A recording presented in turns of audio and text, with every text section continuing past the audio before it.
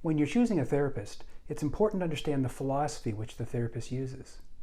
Here at Whiteboard Counselling, we draw from a wide variety of influences, but we primarily use a blend of narrative and person-centered therapy with our clients.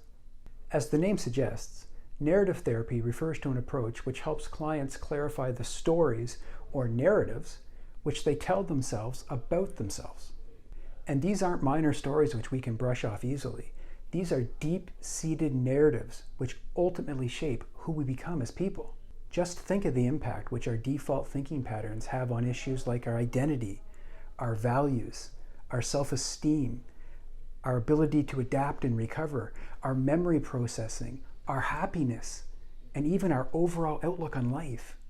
When you look at the depth of the issues on this list, you can see why we take a narrative approach to counseling here at Whiteboard.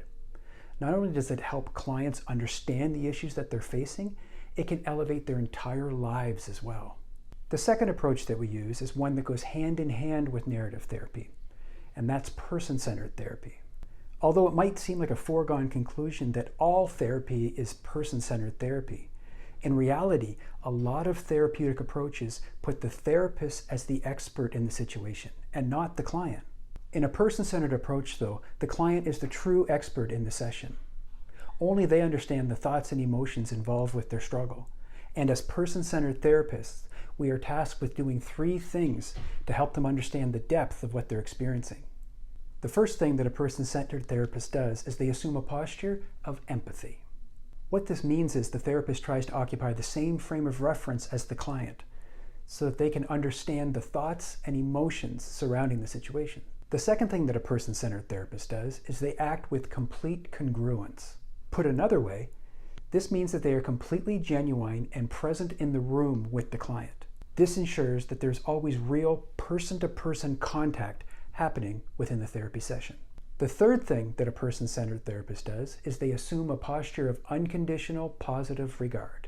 Simply put, this means that the therapist does not bring any preconceived notion or judgment into the session. Instead, they operate from a place of complete acceptance of the client and their values. When we look at these 3 elements expressed together, we can truly see the power of a person-centered approach to therapy.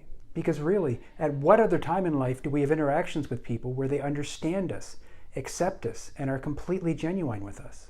This amazingly supportive interaction style truly defines a person-centered approach, and when taken with the narrative approach that we discussed earlier, truly creates optimal conditions for clients to flourish and achieve their mental health goals. This is why we combine the 2 here at Whiteboard. Not only do they convey the empathy needed to forge a deep relationship of trust, they also provide the evidence which helps clients overcome challenges and ultimately live a life of victory.